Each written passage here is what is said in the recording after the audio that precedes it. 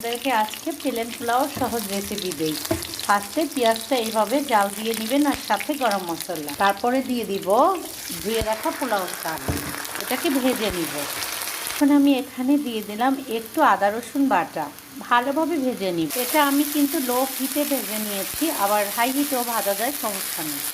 এই যে রোস্ট না হলে কি জমে বলেন তো, একদিন এটা রেসিপি দিব। এই তো ভাজা শেষ, এখন আমি আন্দাজে পরিমাণ মতো পানি দিব। আমি বলছি কতটুকু পানি দিচ্ছি।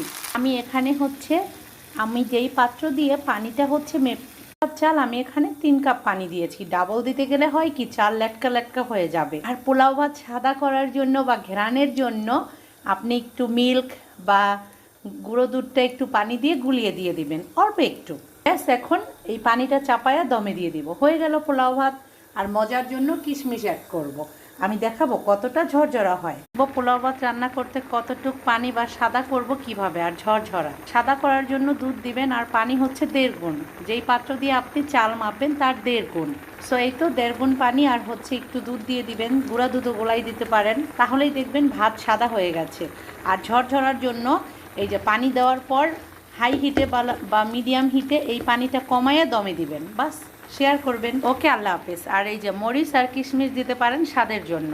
ধন্যবাদ। 15 মিনিট পরের অবস্থা দমে দেওয়ার, ঝরঝরা ঝরঝরা পোলাও। এই তো এখন একটু ঘি দিয়ে আবার 2 মিনিটের মতো রাখবো, তারপর জাস্ট পোলাও রেডি। ওকে, আল্লাহ হাফেজ।